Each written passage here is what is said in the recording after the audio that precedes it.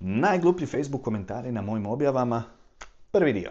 Kaže, neka djeca uče i paze na satu, a ne da spavaju i ne da su po mobitelu i nikakvim tečajevi neće trebati.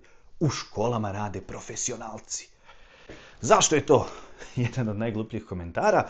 Prvo, učenje je vještina koja nije Bogom dana, nije urođena.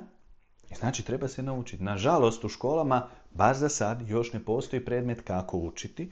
Iako će mnogi profesori reći da oni to rade, realnost je prvo da ima svakakvih profesora, svaka čast onima koji su dobri, ali znamo da nisu svi. Drugo, učiti kako učiti stane pod ono crno ispod nokta koliko se stvarno u školama radi. Tako da, ne drži baš vodu, ali naravno da ima djece koji ih briga, koji ne prate i njima neće pomoći nikakvi tečajevi radionica. Ako dođeš na moju radionicu, ne pratiš ili pratiš, a ne iskoristiš savjete, naravno da ti neće pomoći, nije ništa magično.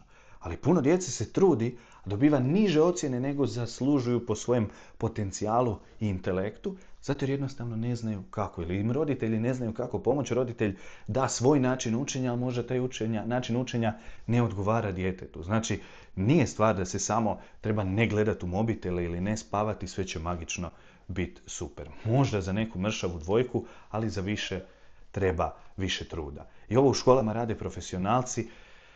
Taj dio komentara je zato što se mnogi nađu uvrijeđeni od strane profesora i djelatnika u školi da uopće ima neko drugi koji drži nekakve tečajeve, nekakve radionice i pomaže djeci. Da svi profesori rade svoj posao kako treba, opet bi bilo mjesta za ovako nešto, jer prvo nisu sva djeca ista, nekima treba više pomoći, a drugo, u školi se opet ne uči kako učiti ili barem ne uči kako učiti koliko bi trebalo za djecu.